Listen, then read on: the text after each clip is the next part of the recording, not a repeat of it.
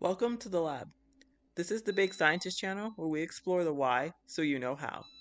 This morning, we're exploring the why behind buttery, flaky, tender buttermilk biscuits. If you want to learn the why, stay tuned. Make sure to subscribe and hit that notification bell to stay up to date on all the delicious science. Now let's get into it. So the first thing we're going to do is we're going to make our buttermilk. And we're making a buttermilk substitute, which if you've seen our morning science buttermilk pancake video, you will know the science behind how we can turn whole milk into buttermilk. But here we're just going to measure out our milk, and then we're going to add in our acid, which for this, because this is a biscuit recipe, we're going to use lemon juice, but you can also use vinegar. Vinegar does have a little bit more of a acidic flavor to it, so just be mindful of what you're making when you're using whichever acid, either the lemon juice or the vinegar. So here I am adding the lemon juice to the milk, and then you want to mix it up so that it's incorporated and it begins to curdle the milk.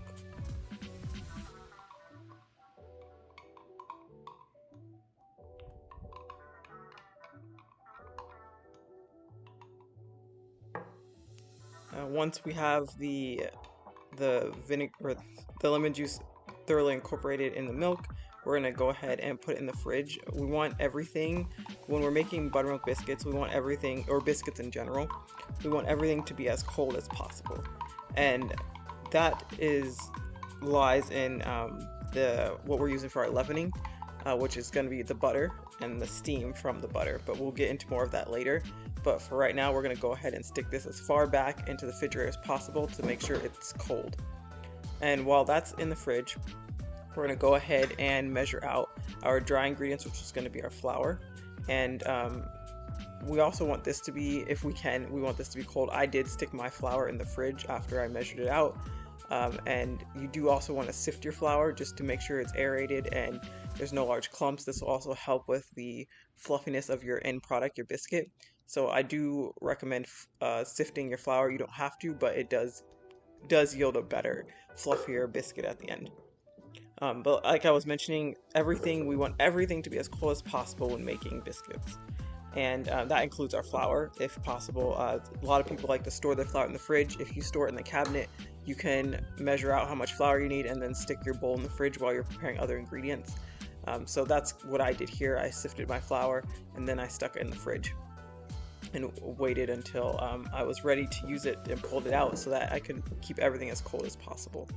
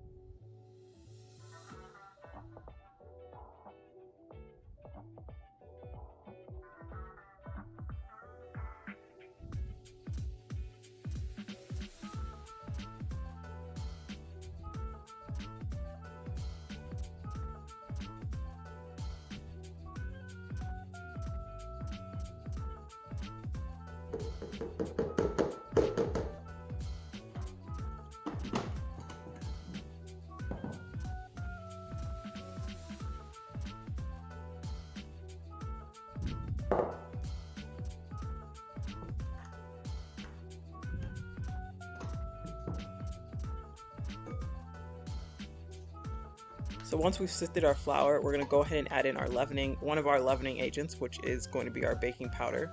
And this plays a pretty big key in our buttermilk biscuits. And this actually also is what we're going to use to make our self-rising flour. Now I'm making it right here in the video, but if you want to make like a large batch of this ahead of time so you can use the self-rising flour whenever you need to, I did have the recipe at the beginning of this process, so you would just go ahead and add all of these ingredients together and store it in an airtight container and just use it cup for cup in a recipe as needed for self-rising flour.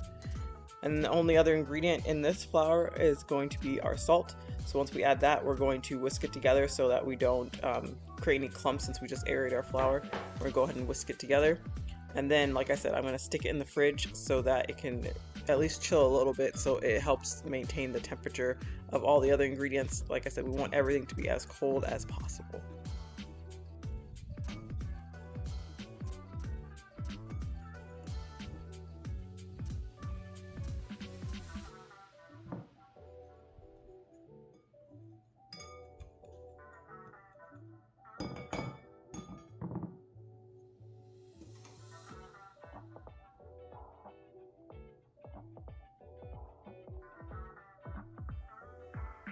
So I'm going to prepare my baking pan, the pan that I'm going to be baking my biscuits in, by melting some butter in the pan, and I just did this by sticking the pan in the oven.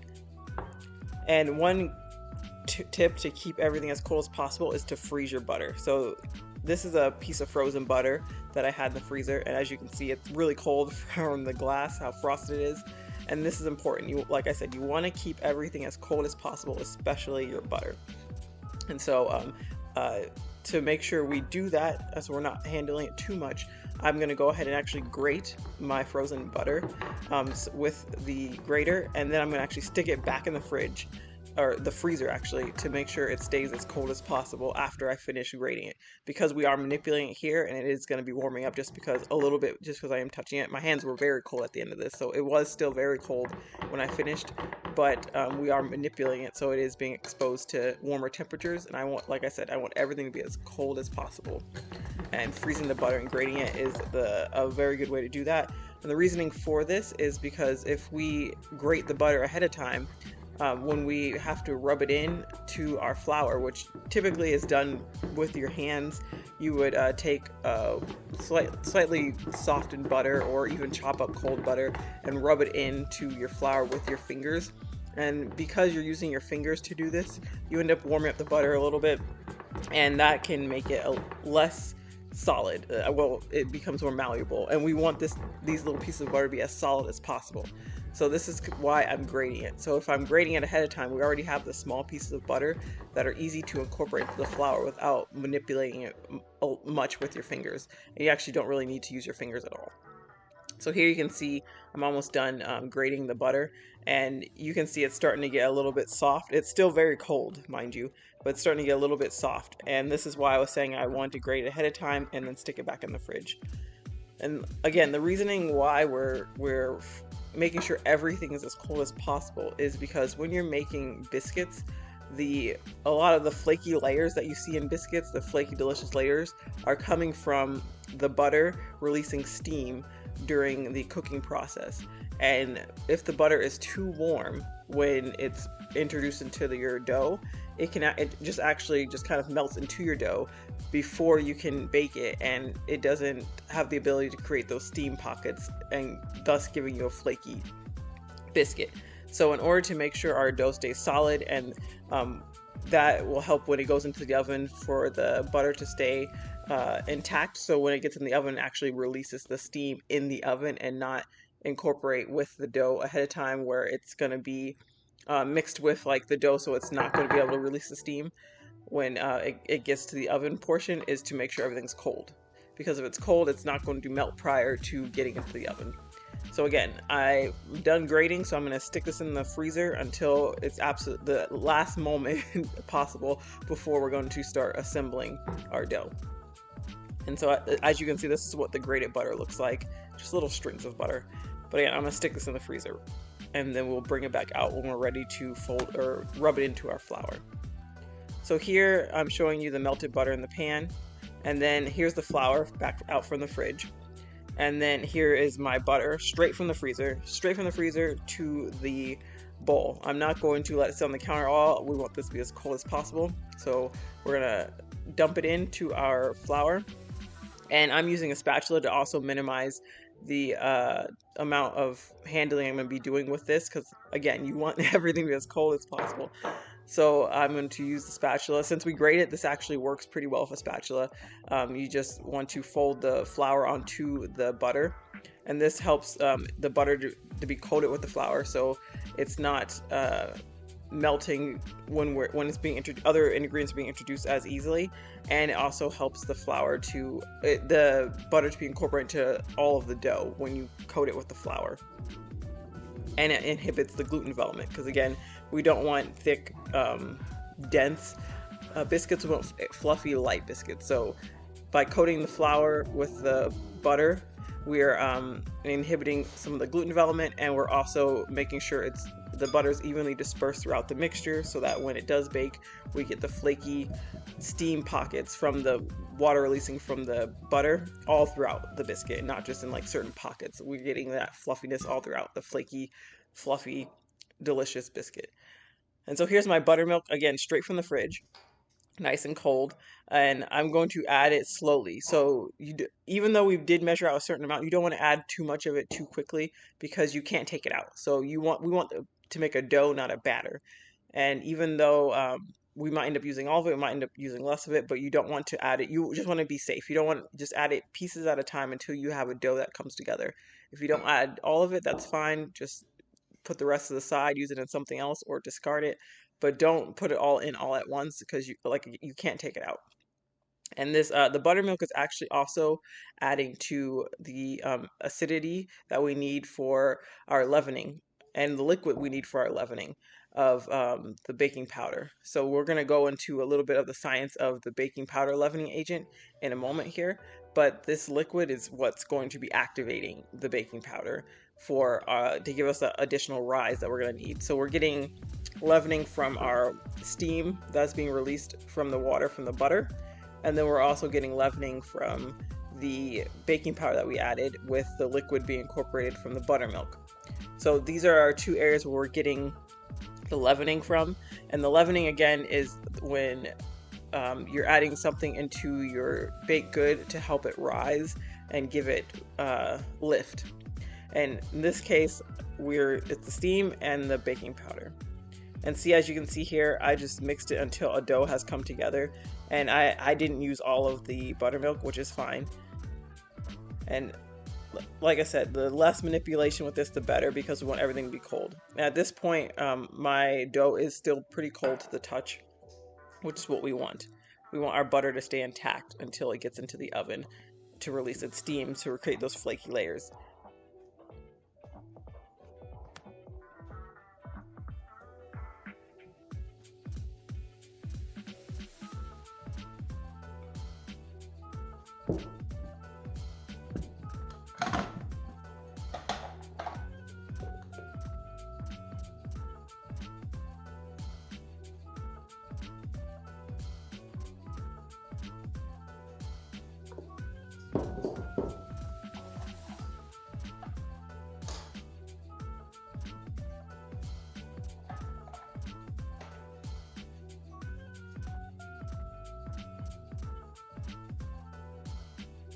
So once the dough has come together in the bowl, you want to turn it out onto a floured work surface, and then we're going to work this dough very, very gently.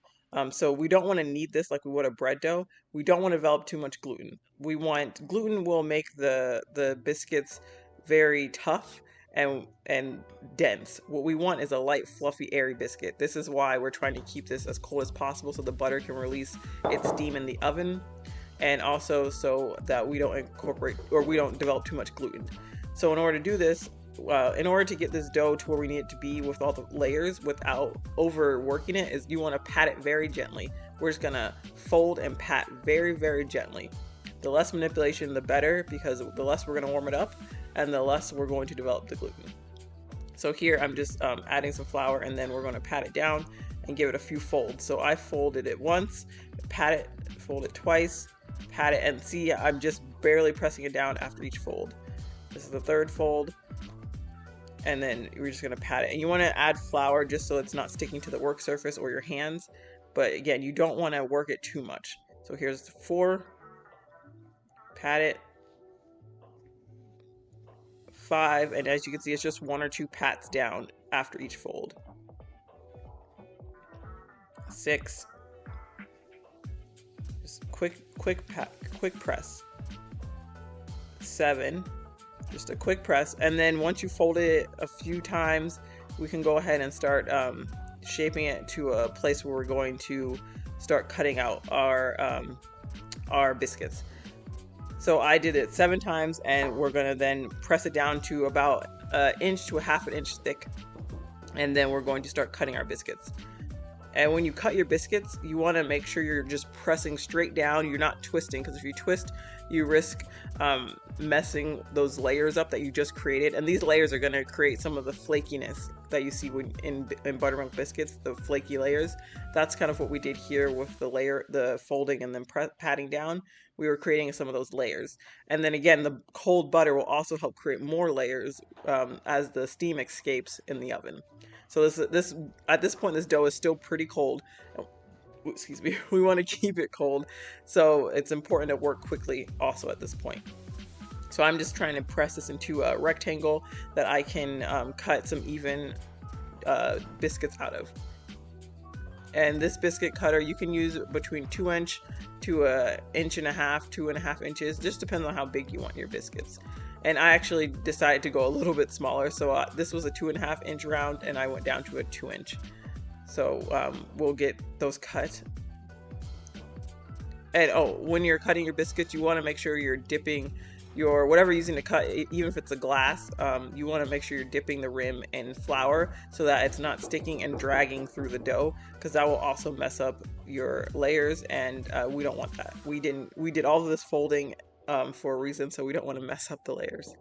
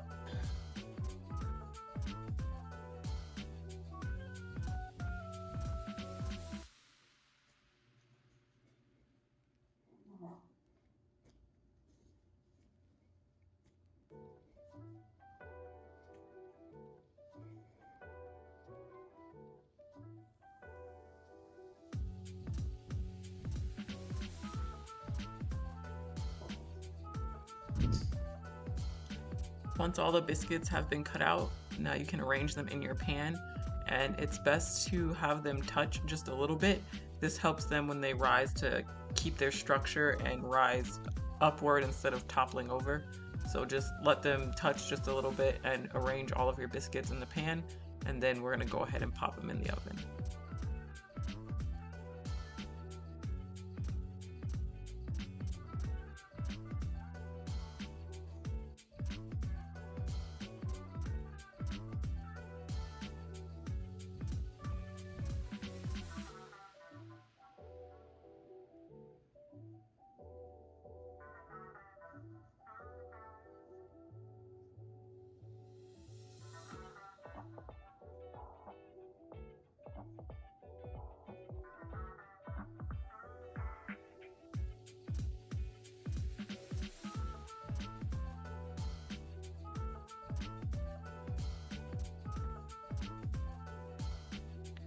We're gonna bake these biscuits at 450 degrees Fahrenheit for about 15 to 20 minutes to get until there's a nice brown color on top. And while that's baking, let's go ahead and go into a science break. So for our buttermilk biscuits, we're utilizing a chemical leavening agent known as baking powder. Now this baking powder is double acting, and it has aluminum sulfate as the active ingredient along with sodium bicarbonate. And double acting means that there's an initial reaction when liquid is mixed with the baking powder in the initial mixing of the dough. And then there's a second reaction when the dough hits the oven. There's a second reaction due to the heat. Now, the sodium bicarbonate, which is also known as baking soda, interacts with the sodium aluminum sulfate, which is a salt, when a liquid is introduced to the baking powder. So the liquid will dissolve the cornstarch, which is holding these two together in the container. And when that cornstarch dissolves, the aluminum sulfate is able to interact with sodium bicarbonate, creating carbon dioxide as a chemical reaction. And then a second reaction happens in the oven, creating more carbon dioxide due to the heat. So that's where our rise is coming from. And now our biscuits are done, so we're going to go ahead and take them out and just let them cool a little bit before serving.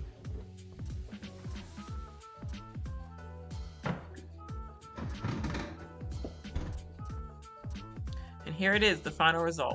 Light, fluffy, flaky, delicious, tangy, savory buttermilk biscuits.